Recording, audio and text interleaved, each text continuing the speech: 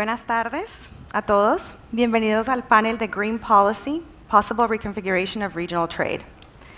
Hoy me acompañan Rodrigo Pupo, partner con MPA Trade Law, una firma de abogados brasileña dedicada a la ley internacional y la ley de la Organización Mundial del Comercio, con especial concentración en política comercial. Antoine Wagner-Jones dirige el equipo de comercio y cadenas de suministro en Bloomberg, NEF, el principal servicio de investigación de Bloomberg que cubre la transición energética. En esta sesión les estaremos hablando sobre el CBAM, en español mejor conocido como Mecanismo de Ajuste en Frontera por Emisiones de Carbono. Les estaremos explicando cuál es el objetivo del CBAM y sus impactos de regulación para la industria con un enfoque en Latinoamérica. Adicionalmente, les estaremos hablando sobre la evolución de los precios de carbono en Europa, los costos de la descarbonización y los sectores afectados por la implementación del CBAM.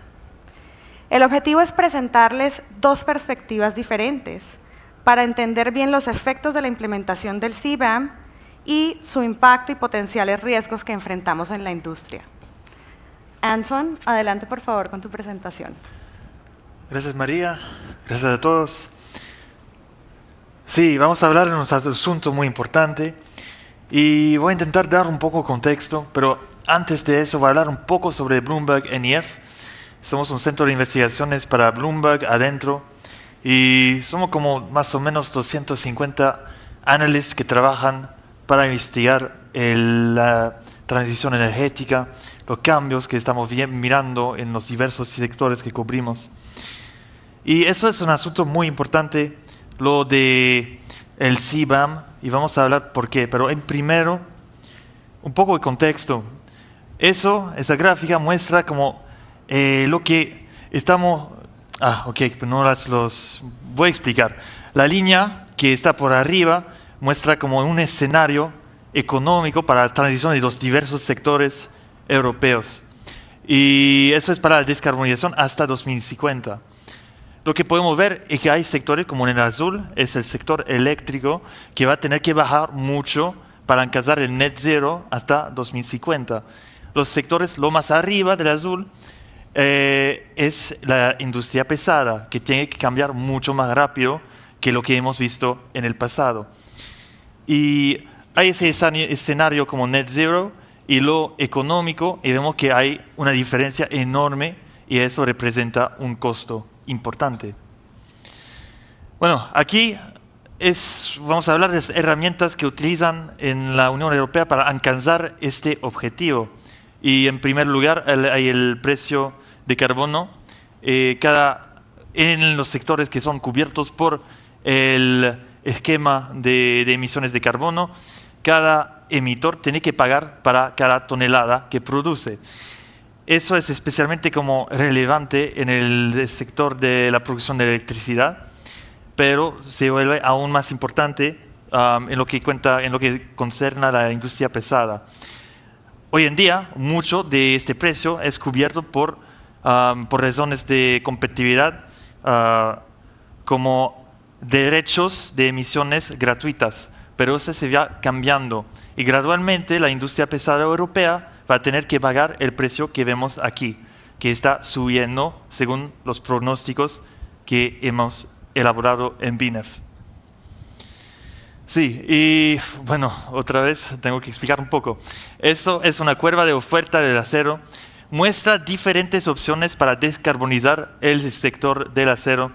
Lo que vimos es que hay en la horizontal es el precio y aquí son las emisiones. Hablamos de 2050 y vemos que diferentes opciones sirven a diferentes costos. Podemos ver que lo menos costoso es como el hidrógeno verde, pero la chatarra y el reciclaje del acero es en el azul, y por más de este lado son los hornos con el CCS. Pues lo que es importante en este slide no son los detalles, son el hecho que tenemos que pagar mucho más para producir acero a baja emisiones. Bueno, y lo que concierne a la Unión Europea es que enfrentar ese desafío de ver que la industria tiene que pagar un precio de carbono que aumenta cada día y tiene que pagar como también para descarbonizar sus tecnologías que está utilizando para producir acero, que eso va a costar. Y eso es un problema cuando hablamos de un mercado como el acero, que es muy mundial. Y hay muchos en Europa que teman, que están hablando del hecho que descarbonizar puede significar deindustrializar. Entonces, la respuesta de la Unión Europea es extender el precio de carbono a las importaciones. Cada empresa que importa una tonelada de estos sectores que muestran acá, van a pagar para las emisiones vinculadas con su producción, incorporadas es en el lenguaje de la Unión Europea. Y lo que vemos aquí es que los países los más afectados en el pasado han sido Rusia, una imagen que va a cambiar mucho en los años que vienen. También China, por supuesto, aunque sea un porcentaje mínimo de la producción china. Y también América Latina, que aportó solo 2% de las importaciones totales en 2019, pero es un porcentaje que se va creciendo, especialmente con los cambios que estamos viendo como resultados de la invasión de Ucrania de la parte de Rusia. Bueno, explicaciones. Lo que deberíamos ver aquí son como círculos que muestran las posiciones de diferentes países que están llevando a cabo, implementado precios de carbono. Y lo que muestra es que hay muchas diferencias entre los países en cuanto a lo que las empresas en esas regiones tienen que pagar y lo que cubren es lo axis vertical, lo que deben pagar como en total la economía, lo que cubre en términos de la economía total.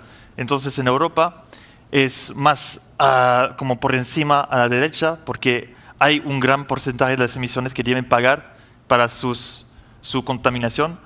Y estamos viendo también que hay nuevos esquemas, como lo de China, por ejemplo, que es mucho más bajo y mucho menos ambicioso en estas etapas muy tempranas. Bueno, y lo que hace ese CBAM es que cuando sería aplicado a partir de manera más completa, a partir de 2026, es acreditar, es como disminuir lo que tiene que pagar los que importan para reflejar los precios de carbón que son implementados en los países de origen.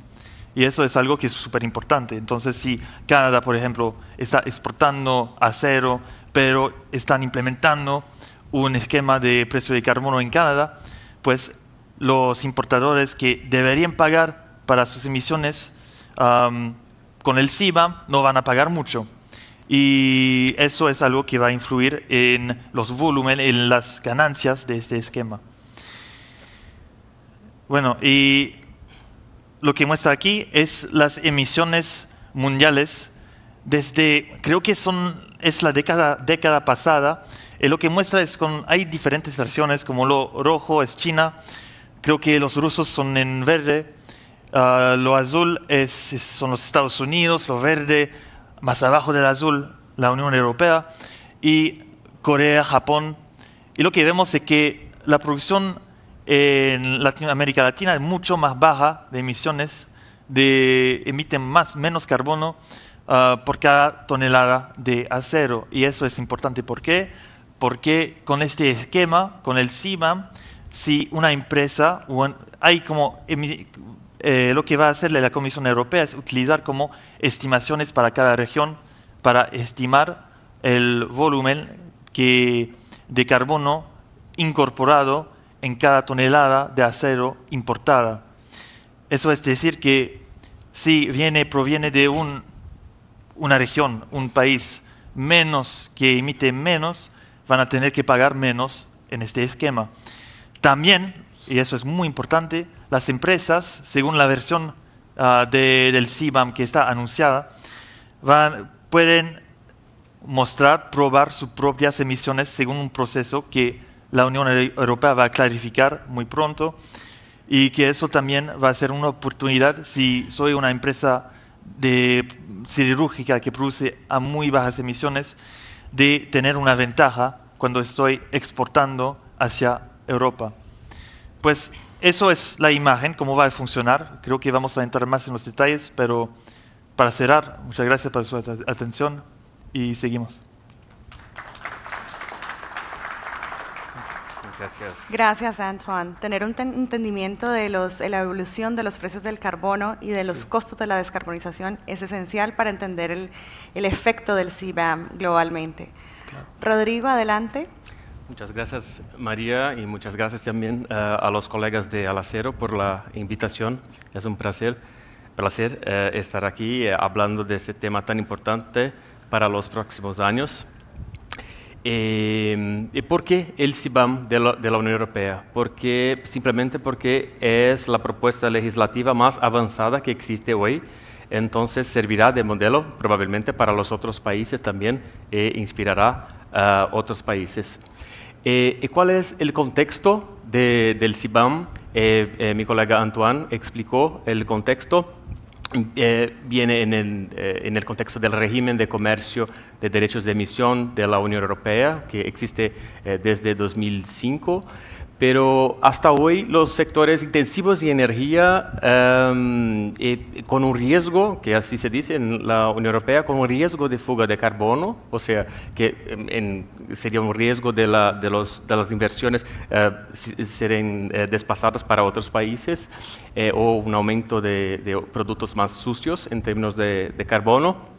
Estos sectores tienen derechos de emisión gratuitos, no pagan por las emisiones. Entonces, con el aumento del grado de emisión de la Unión Europea, los productores europeos tendrán más costos mayores.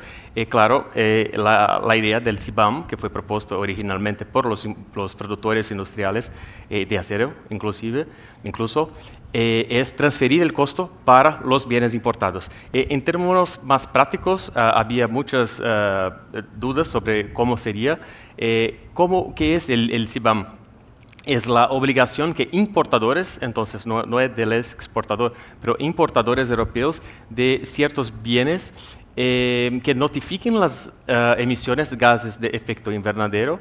En el caso de acero será solo CO2, para otros productos y sectores hay otros gases, pero para acero solo CO2. Declarar las emisiones incorporadas en estos bienes y comprar certificados CBAM. Vamos a ver después qué es. El objetivo del CBAM es evitar la fuga de carbono y aumentar el grado de emisión climática de otros países. Esto es interesante también porque la Unión Europea, como justificación, es una justificación ambiental para que otros países también tengan mercados de carbono y los mismos sectores y precios que el europeo. Las emisiones serán las directas y probablemente las indirectas, porque las indirectas fueron incluidas en la fase más reciente en el Parlamento Europeo, como una presión también del Comité de Medio Ambiente. Los sectores serán hierro y acero, cemento, fertilizantes, aluminio y electricidad, y más reciente también por la aprobación del Parlamento, químicos orgánicos, hidrógeno y polímeros. En términos de acero, ¿cuáles serán los bienes de acero?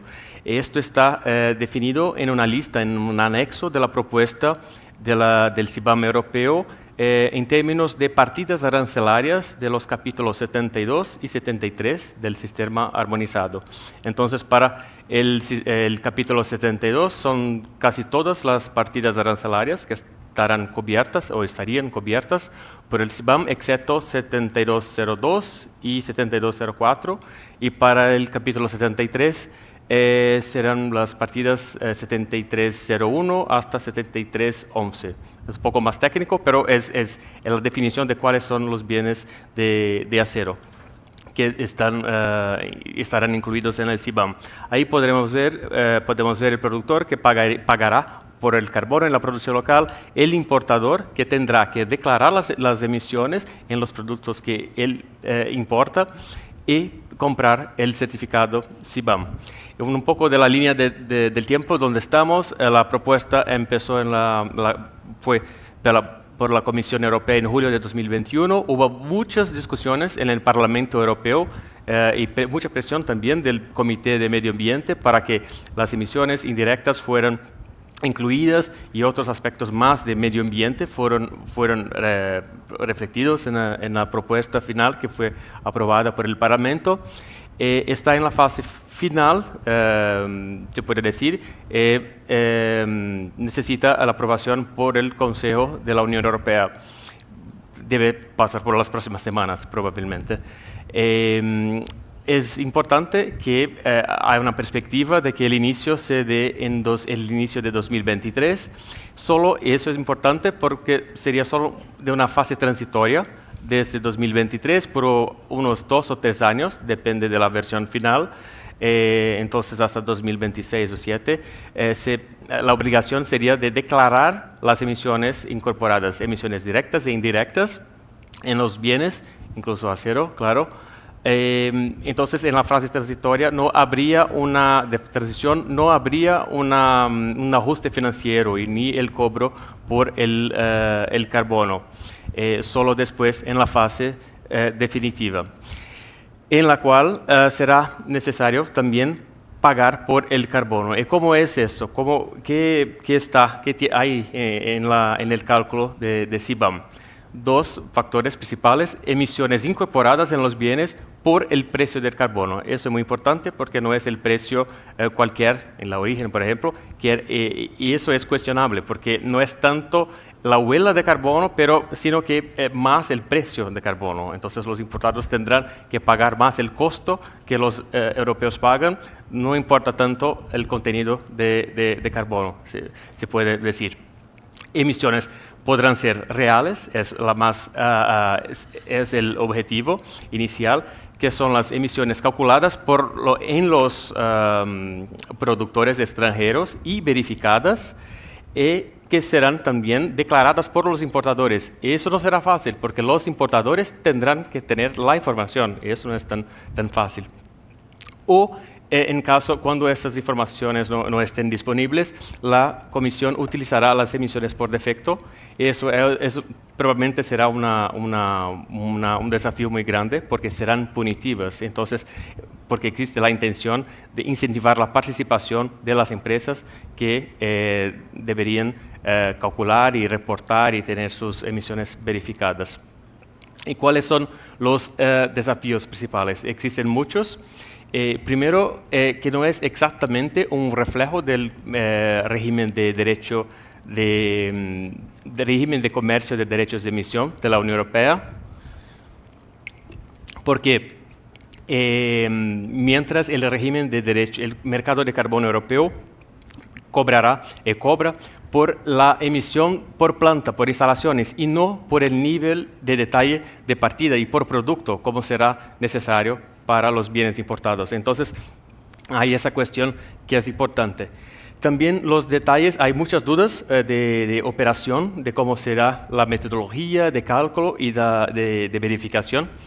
Y hoy no existen estándares internacionales para el cálculo y verificación de carbono. Entonces, en GPS sabemos que varias empresas acá también tienen cálculo y auditoría y verificación de eso, pero puede ser que no valdrá de nada porque deberá respetar la metodología de la Unión Europea. Eso es muy importante. También por el enfoque ser exclusivamente en los precios explícitos, es necesario. Otras acciones no serán levadas en cuenta. Por ejemplo, costos regulatorios, inversiones, secuestro de carbono, por ejemplo. Si no hay un reflejo específico, eso no valdrá para la Unión Europea. También no hay relación con las políticas climáticas, eso es importante también para la América Latina, del país exportador, porque no importa cómo está la situación del país exportador en términos de política climática, porque lo que importa es realmente si fue pagado un precio en el origen y de cuánto fue eso. Y los países en desarrollo tienen una desventaja, claro, porque no tienen espacio fiscal. Eso es muy, muy importante, porque mientras tenemos en los Estados Unidos como que una política industrial verde con Inflation Reduction Act, la Unión Europea también tiene todos los fondos y los ingresos del mercado de carbono también van a la descarbonización. mientras en la América Latina los países no tienen espacio fiscal. Eso es muy complicado. Exactamente por eso tenemos una cuestión de compatibilidad con las reglas de la OMC. Si es una barrera o si tiene exactamente una excepción ambiental o si sería más una política industrial verde. Y por fin hay un riesgo concreto también de una fragmentación regulatoria, porque si eso existe como ejemplo para otros países, podríamos tener cada país, los otros países también con sus propias reglas y tal vez sectores, productos diversos. Un país puede tener, por ejemplo, en un proyecto de ley en los Estados Unidos que incluye petróleo, pero petróleo no está en el CBAM de la Unión Europea. Y también con metodologías que pueden ser distintas. Entonces, esto es un riesgo. Por fin, para las asociaciones, ¿no? Tenemos que tener un poco más también de visión más optimista. ¿Qué las asociaciones pueden hacer y deben hacer? Primero, monitorear las CBAM, las medidas CBAM en nivel mundial y discusiones también internacionales, a la OMC, FMI, OCDE, el Club Climático que se discute en el nivel del G7, declaraciones o acuerdos bilaterales o regionales, por ejemplo, con Estados Unidos y Unión Europea en términos de producción sostenible de acero y aluminio. Y eso es importante para el sector de acero y para América Latina también, participar activamente en los debates sobre contenido de carbono, porque si no participan, otros definirán los estándares, esos serán definidos luego. Entonces es importante en términos de metodologías, declaración, en términos de verificación, esto es muy importante porque exactamente para refletir las condiciones de América Latina. Por ejemplo, Brasil tiene la parte grande de la energía renovable y tiene que ser, haber un reflejo en las discusiones de los estándares. Y también ver el comercio y las políticas públicas verdes como una solución y no solo como un problema. Hay muchas políticas verdes que pueden ser utilizadas para la adaptación y mitigación climática, y eso es importante también. Y para las empresas, es importante que, aunque los países van a cuestionar, o discutir, o contestar, o sugerir cambios a la propuesta de la Unión Europea, es importante también que se preparen para la fase de transición, que eso virá, es cierto que virá en algún momento próximo. Y también evaluar riesgos y exposiciones, y no solo el costo del CBAM, pero el costo de adaptación, porque puede ser que el cálculo que ya hacen no servirá para la Unión Europea, porque la metodología tendrá que ser la de la Unión Europea.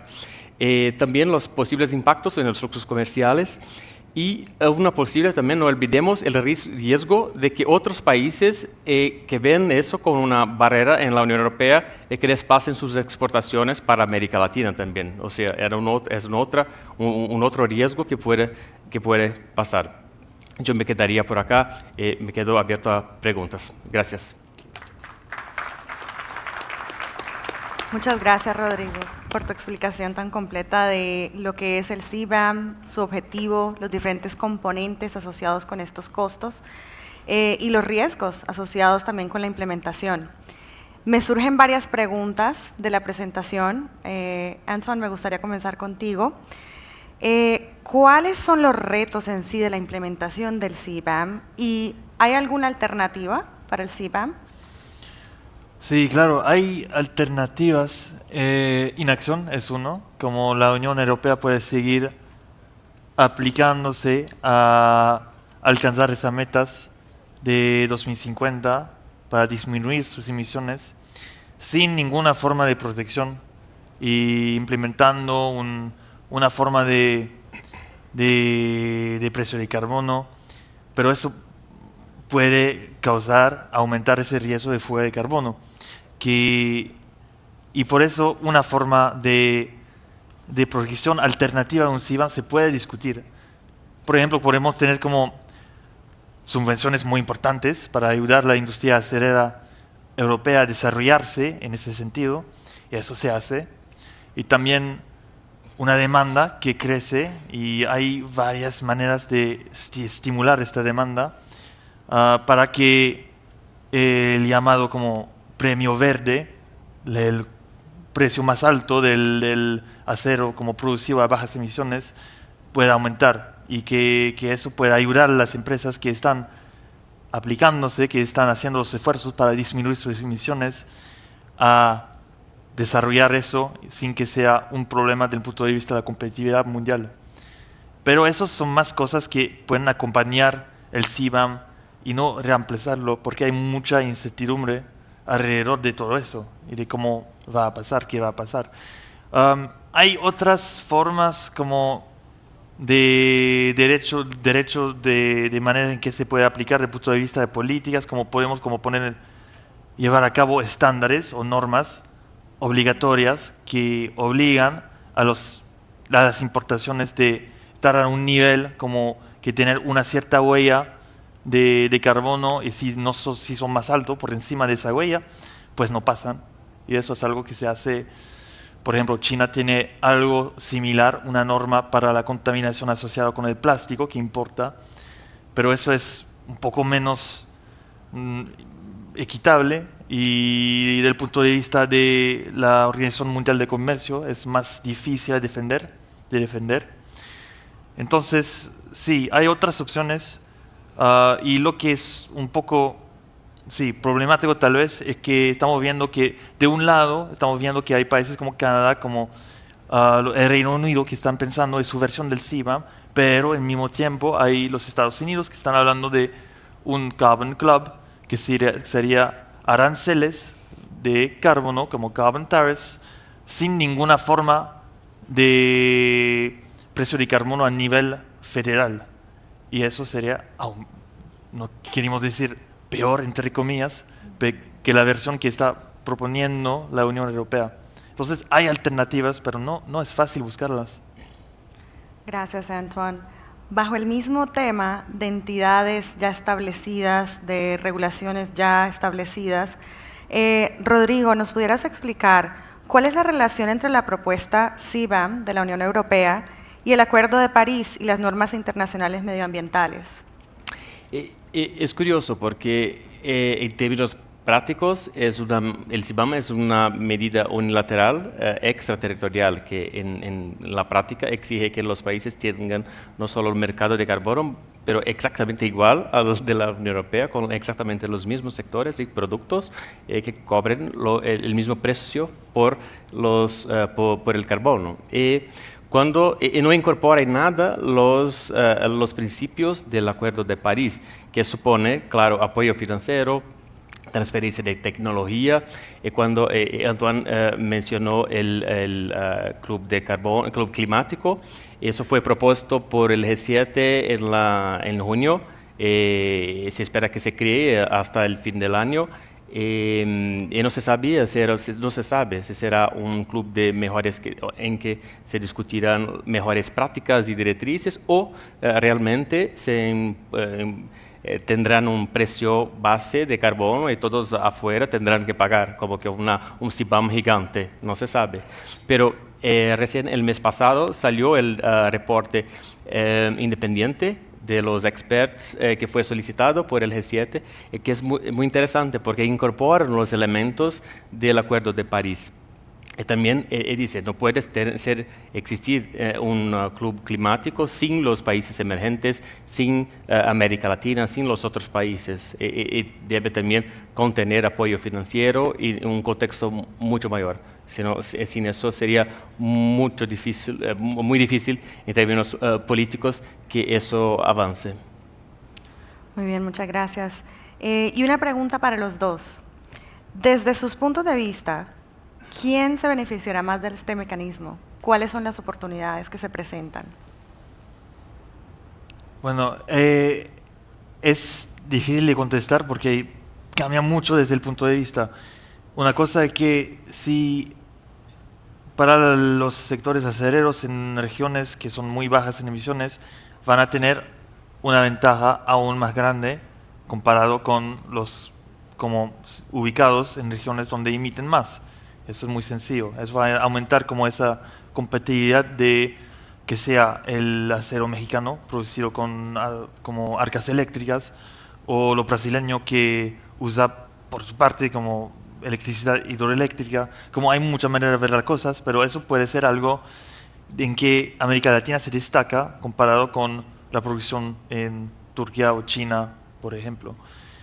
Bueno, y eso es una parte. También hay una oportunidad enorme para las compañías, las empresas que están haciendo como todo ese trabajo de como revisar, de verificación, de notificación, de acreditación, porque es un ecosistema que no existe, que existe, pero como hemos mencionado, como ha mencionado Rodrigo, que es algo que es muy temprano, que no tenemos normas establecidas y que eso también puede ser algo importante. El problema es que muchas de las ganancias de este esquema se van a, como lo ha dicho Rodrigo, van a servir para desarrollar los proyectos, la descarbonización de la Unión Europea, y que sería tal vez un poco más aceptable desde el punto de vista de los socios comerciales, los otros países, si esas ganancias se van directo para subvencionar, para ayudar, para apoyar al desarrollo, al despliegue de tecnologías bajas de carbono en el resto del mundo, por ejemplo. Eso podría ser un punto a trabajar. Pero la cosa que también clarificar es que estamos en el estado de una propuesta, que como hemos visto, que es una propuesta, tenemos una muy buena idea de la forma que va a tener, pero desde ahora hasta el fin del año, en que se debe clarificar todo y confirmar todo, hay posibilidades de cambio, que sea como lo que concerna lo relacionado con los sectores cubiertos, con los scopes, como las emisiones cubiertas, con el uso de las ganancias de este esquema, también con lo que hacer con las exportaciones que vienen de Europa, que no serían como, entre comillas, como protegidas por el CBAM. Hay mucho que discutir y eso también es un reto. Como oportunidad yo veo está directamente relacionado a los impactos, ¿no? Brasil sería, aunque sea afectado también, habría oportunidad porque Brasil individualmente es uno de los mayores en el capítulo 72 de los productos cubiertos, es uno individualmente uno de los mayores proveedores a la Unión Europea, y con la sanción contra Rusia que la Unión Europea adoptó el mes pasado, tal vez podría tener un poco más de aumento de participación en el mercado europeo. Pero si vemos México, en menor proporción Argentina y otros países, que tienen una concentración muy grande con los Estados Unidos. Entonces la atención es más, ¿qué hará los Estados Unidos? ¿Se va a hacer una dirección de un CBAM o sea lo que sea, cualquier CBAM que sea, aunque no tenga un precio, porque eso es posible? No tendría tanto problema político porque se imponen barreras, no es tan sencillo políticamente, ¿no? Yo creo. O se van a caminar hacia una dirección de un club climático. En eso es interesante también acompañar. Inicialmente los beneficios eran la propuesta la inicial también, que los beneficiarios serían los europeos, pero con los cambios a la propuesta no les gustan más, porque piden ahora que el CBAM continúe, que empiece el CBAM o cuanto antes, y que se acaben y que continúen también los derechos de emisión gratuitos, y también la cuestión de las exportaciones, porque también quieren exportar sin pagar el carbono, que no es tan medioambiental así, ¿no? Muchas gracias a los dos. Desafortunadamente no tenemos tiempo para más preguntas. En resumen, el mecanismo de ajuste de carbono en frontera o CBAM es una herramienta política clave para ayudar a prevenir la fuga de carbono, mientras se logran los objetivos de descarbonización de la Unión Europea. Este cambio de regulación tendrá impactos muy importantes para la industria del acero globalmente, por lo cual tener un entendimiento de la línea del tiempo y método de implementación, cambios de costos de carbono en Europa y costos de la descarbonización es información clave para planear con anticipación los riesgos potenciales de sus efectos y cambios en patrones de exportación e importación del acero. Un aplauso para los dos.